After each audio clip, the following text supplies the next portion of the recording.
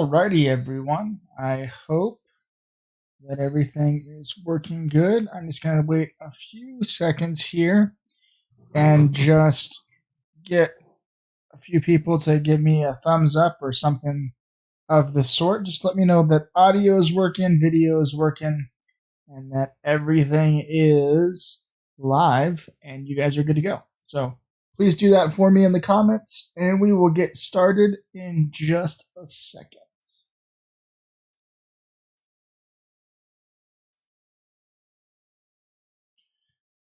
At least on my end, it looks like stream is good.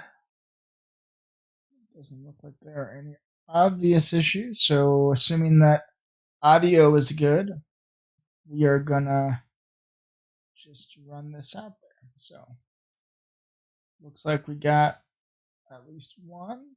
All right. So audio is good, video is good. Stream says that we're fine. We are live, folks. And this is our last stream of the semester, just because bookkeeping basically going to be next week. So I'll have your grades probably by Tuesday or Wednesday all finalized. And that should be well before we need them to be. So let's kind of get into what our objective is today. So today we're going to be kind of, instead of looking at just one genocide, we are going to look at one specific instance of genocide. But instead of just focusing on the instance itself, we're going to first break down genocide in a little bit of a different way. See, there's a system to how genocides tend to operate. And noticing the levels or the stages of genocide as they're occurring can be difficult.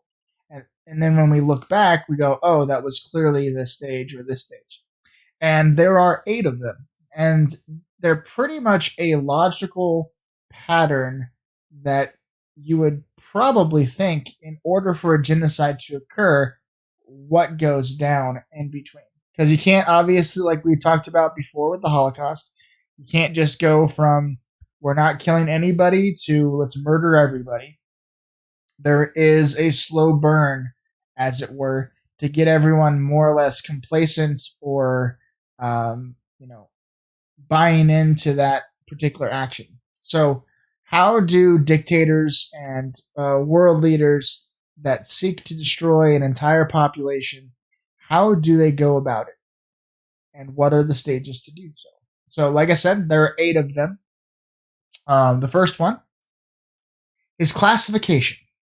Now, classification is a very, very simple term. All it really means is that you need to distinguish the group to be different from the main group. And I want you to think about that for a second. The group that you are going to target must be smaller than the group that you are a part of or that you're trying to kind of co-opt. So, for instance, Hitler in Germany, the Jewish population in Germany is smaller than the rest of the German population. So him targeting Jews specifically was a smaller group of people within Germany that he was able to separate and kind of eliminate or separate from the rest of the normal German population that would have considered themselves more or less the same as these German Jews. That's one example. So classification is huge. Any type of us versus them breakdown, and it can come by the breakdown of ethnicity, it can come down to race, it can come down to religion, it can come down to nationality. There's so many different ways that people can be grouped. And obviously this is not necessarily going into the genocide point, but think about in your own life for a second. How many groups or subgroups are you a part of? There are a lot of groups that tend to operate inside of high school generally. and then outside in the population, largely. So groups like that would be classified as jocks if you're an athlete. That can be a form of a subset of high school or college participants. Not everybody in college or high school are athletes. Therefore, you are a smaller section of the population. And then you also have, say, theater kids, you have skaters, you have um, a variety of other breakdowns that you can go on and on and on. Band kids, everybody, there's always something that you could fall into. And you might fall into a whole slew of small subgroups. But the point is that there are groups. And if you have the ability to be a part of more than one group, so did other people. That's kind of the general breakdown. So classification is the first part, where you need to target a group for whatever reason, and then you're going to classify that group as less than, and you're going to kind of separate it and say it's an us versus them mentality. It's us. If we want our group, the majority, to survive, they must go. That's basically the way that works in the most layman terms possible. The next stage, as we get past the just classification, you've kind of started to start the seeds of hate, as it were. People have been classified into Group A or Group B, right? We have that separation that's gone down. Then you have symbolization, and this is where we start to see people wear certain things that distinguish them based on colors or what they wear, how they wear it. In the 50s and 60s, you would have seen like the preppy kids versus like the what they call greasers, or people who were kind of the rough and tumble kids that put a lot of grease in their hair and whatnot. You would see this today in the modern era. You would see this as it relates to, say, gang activity, where you have gangs that would wear specific colors, red or blue, for example, is a big common one that's delineated down. And that signifies that you are in one group over the other group. And there are a whole bunch of other ways to classify and to show a symbol of what's going on. In Nazi Germany, for example, the Jewish people had to wear a Star of David. Political prisoners had to have their own particular symbol and color. And that was basically how they broke down everybody, was they separated them all into small groups, and they made them all wear something that signified you are a part of that group. And the reason why is this is starting to further separate the population. So we classified the groups. They separated Group A and Group B.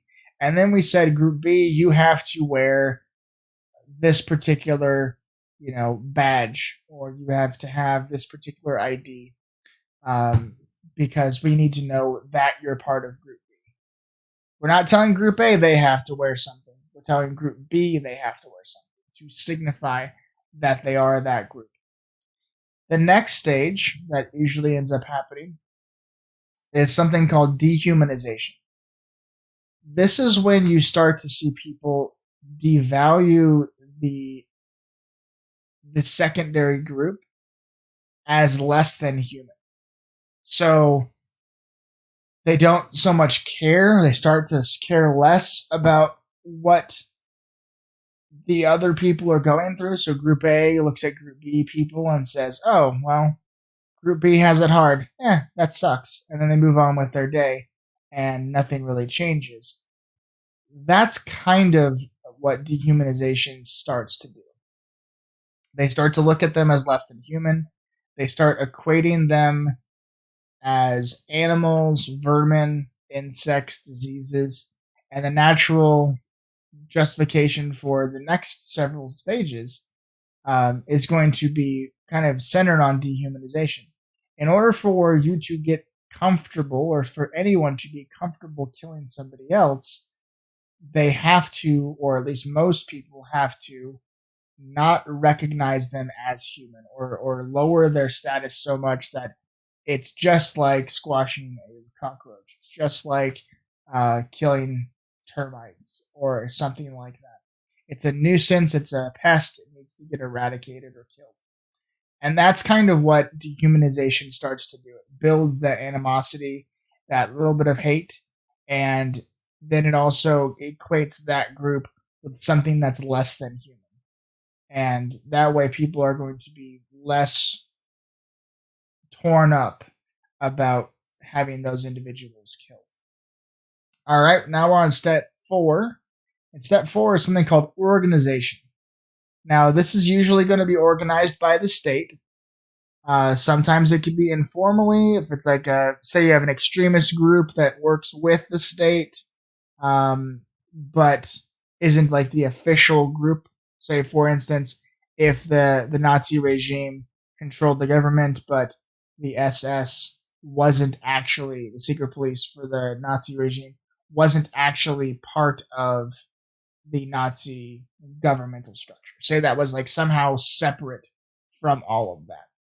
That would be an example of a group that operates as a extension of the government without being part of it. We would all normally today, if something like that were to occur, we would call them terrorist groups more often than not, and that's more or less what goes down. But the organization is going to be basically looking to provide the mechanism for separating people and then eventually killing them. They're not going to kill them in this particular stage yet. They're still looking at how to do things, when they should do it. They're going to deny some kind of foreign travel, or limit some kind of foreign travel, so that no country can see what's going on inside the. So, like, I don't know. If we're in the United States, for example, if this was to occur here, and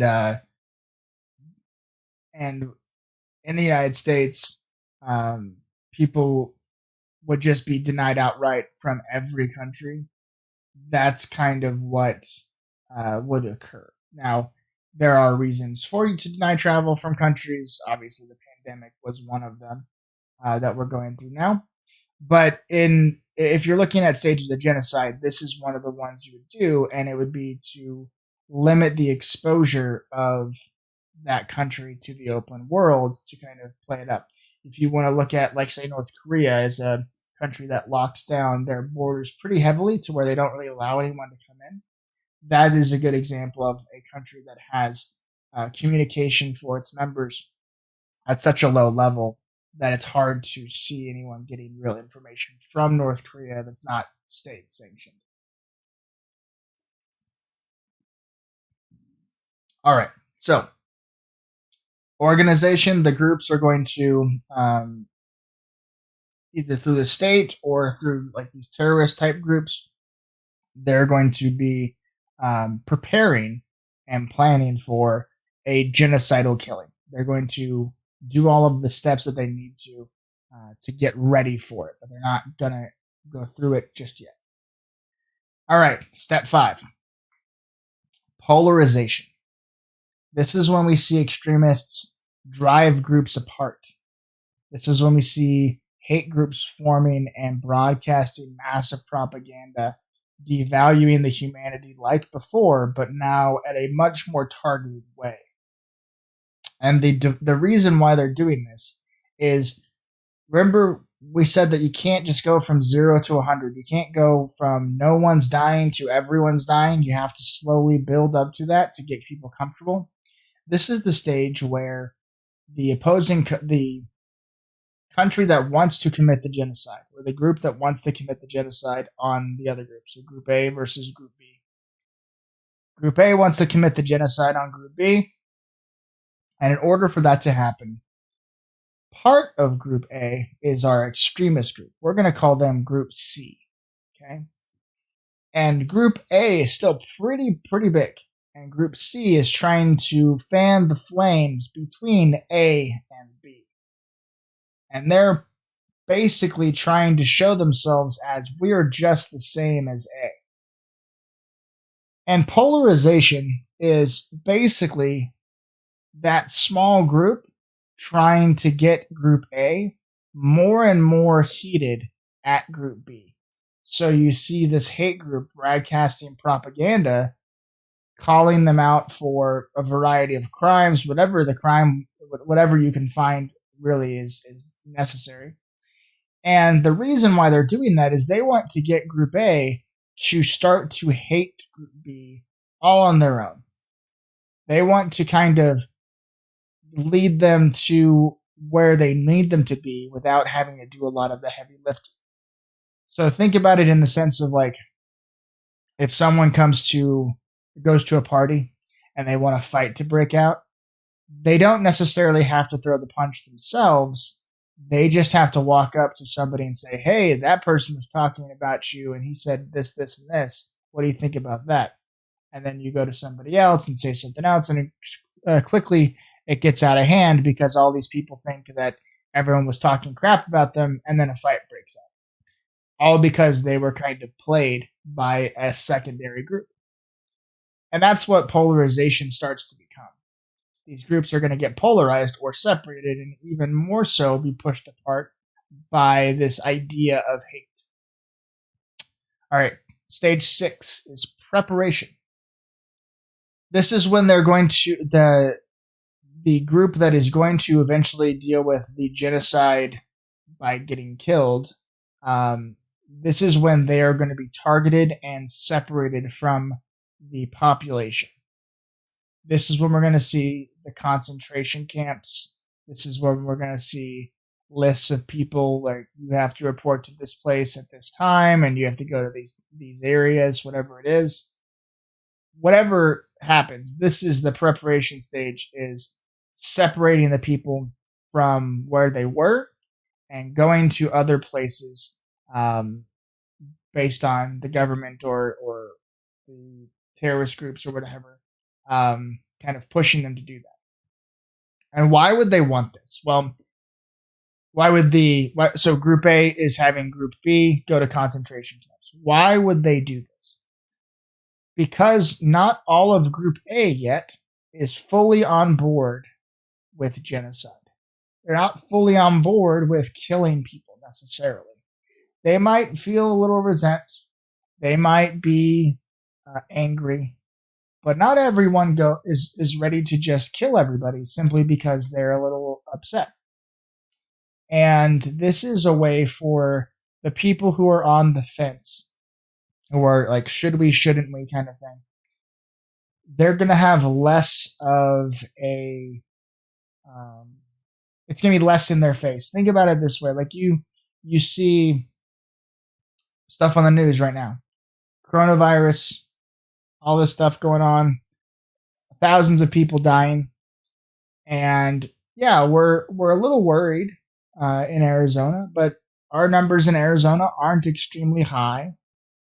And I know I've seen people out and about that haven't really seemed to care too much about being around other people, about being at, say, like Home Depot or whatever. I had to go to Home Depot not too long ago. So my question comes down to, well, what's different? Why is everything going on, right? And maybe in Arizona, the perception is it's not as bad as it is other places, and it's not as bad as it is other places necessarily. And the reason why is because it's not in your face. It's not like it's your family or your friends, or you don't have as much of a fear as, say, a kid that is currently out of school in New York or in LA or some of the other high population areas that got hit pretty hard. So there is less of a reason for you to feel like it's going to affect you because it's not actually part of what you think about necessarily day to day. Now, I'm not saying you don't think about it, I'm just using that as an example. So that's kind of the idea of preparation, is that if you remove that group from everybody, now people don't have to really care too much. They don't have to worry about it as much. It's not on their mind. It's like the same as if a tsunami happened in Japan and killed a whole bunch of people. You would be going, oh, that sucks. I hope people are okay. And then you would go back to eating whatever you were eating or having whatever conversation you were having, because that's not directly affecting you. That's more or less how this kind of preparation stage works for the people who are not trying to necessarily kill everybody. And then we come to stage 7. Remember, there are 8 of them. Stage 7 is extermination. When this begins, it quickly moves to mass killing. So they'll start small and they'll say kill all of this small group of people, maybe criminals that happen to be Jewish or something like that. And then very, very soon afterward, they just turn the floodgates on and go through the population that they've already kind of quarantined, and they systematically kill that population. And that's when you start to see massive death and mass graves and just people dead in streets and various things of that nature.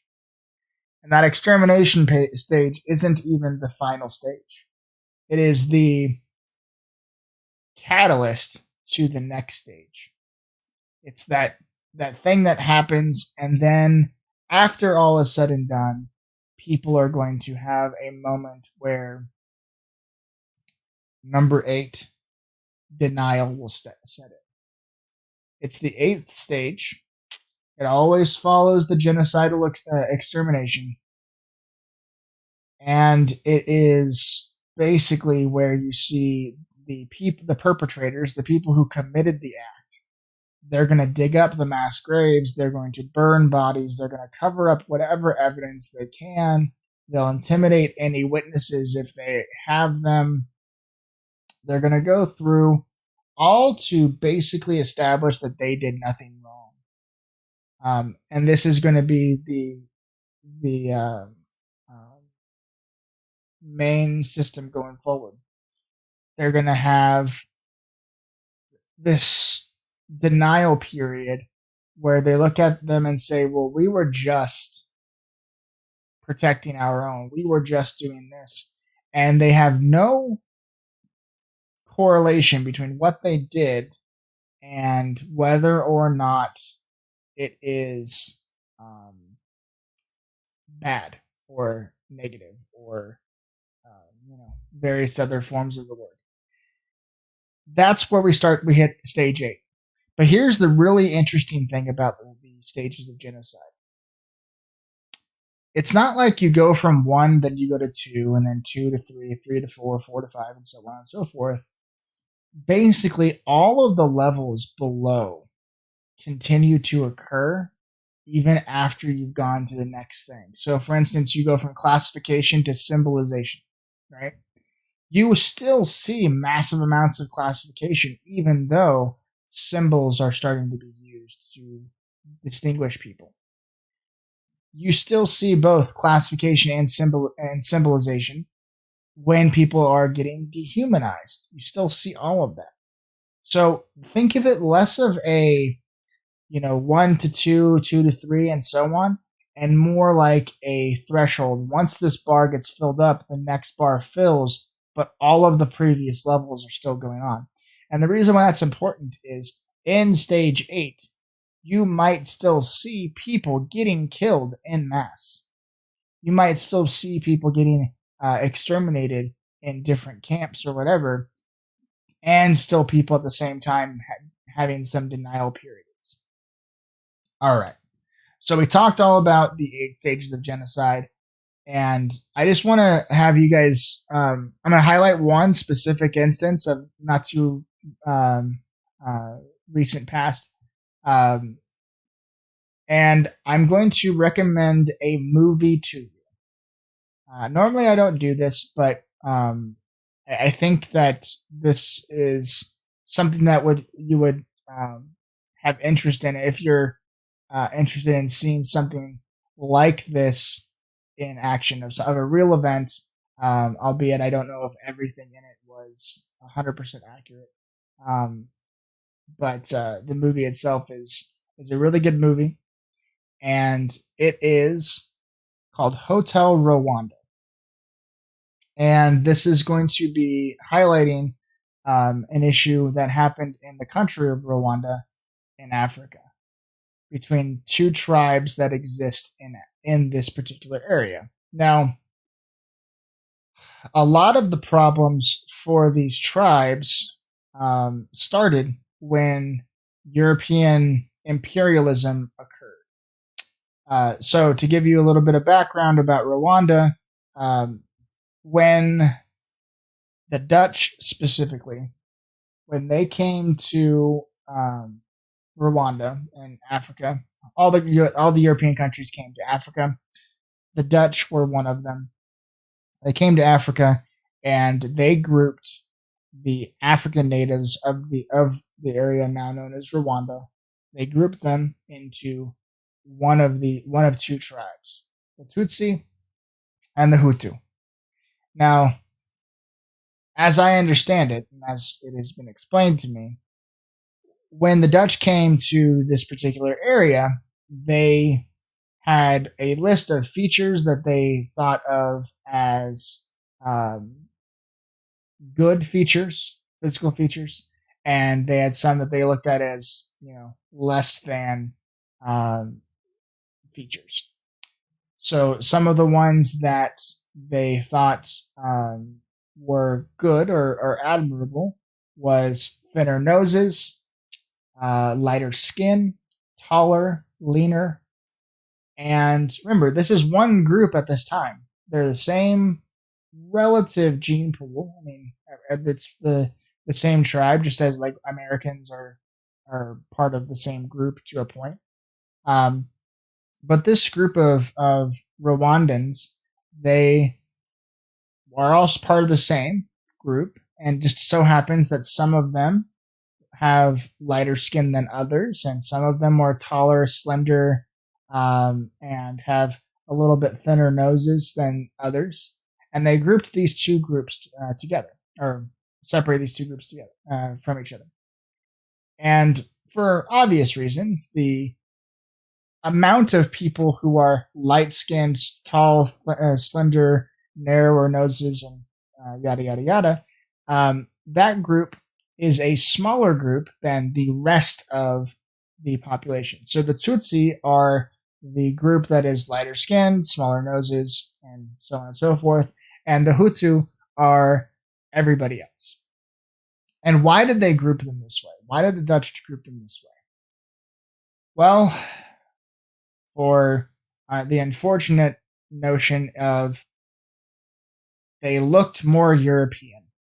So they're like, those people must be more civilized. And that's basically their entire breakdown of why this is going to go down this way. Now, this is where we start to see a problem, though, because the Tutsi are going to be the managers of Rwanda. The Hutu are going to be used as the workforce for Rwanda because they are the larger population. And for the next 100 or so years, there's going to be animosity because the Tutsi are going to be treated quite well comparatively to the Hutu, and the Hutu know it.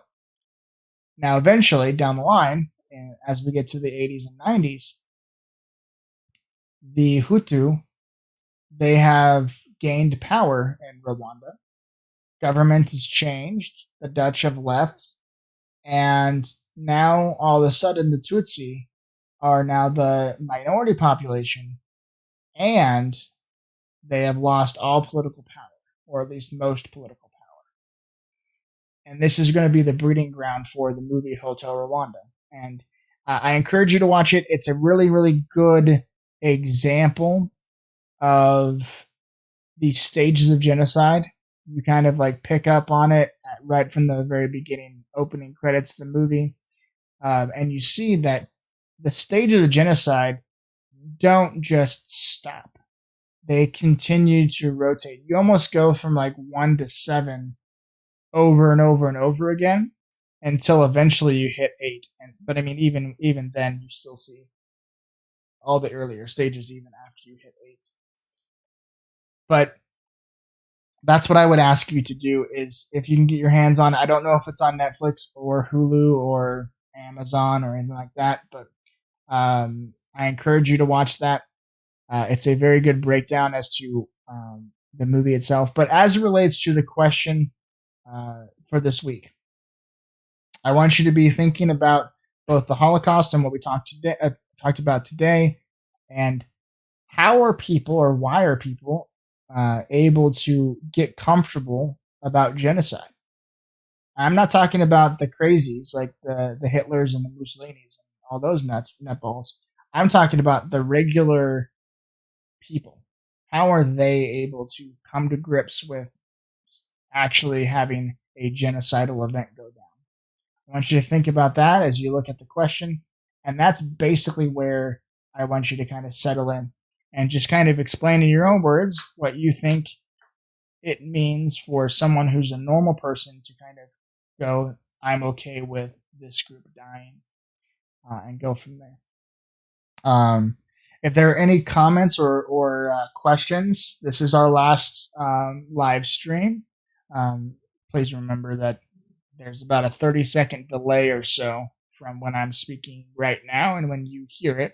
So please let me know if you have any questions. Throw them up in the chat box if you would be so kind, and I will do my best to help clear anything up if you need something. But I believe that's going to be it for me today, unless there is something that you guys would like me to specifically answer. So I'm going to open it up to you all. If you have a question, throw it up on the comments. If not, we're going to basically wait here for about a minute or so and kind of go from there. If you don't have a question, do me a favor, throw up like a smiley face emoji.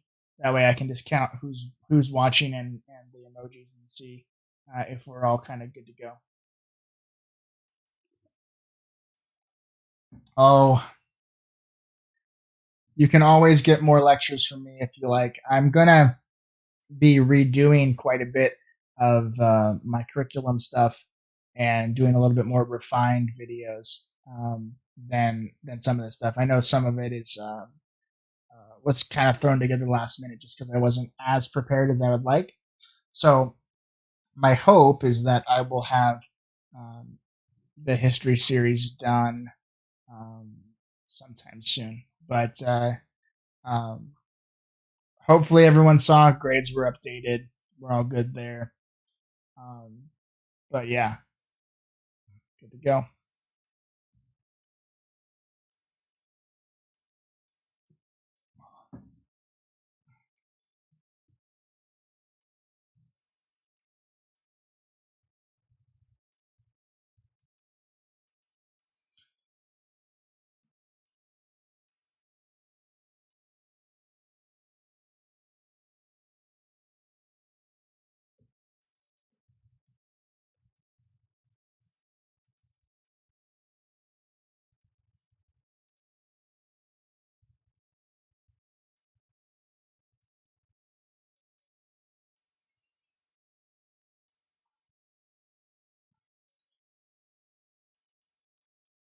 Alrighty. Well, it looks like that we are good to go.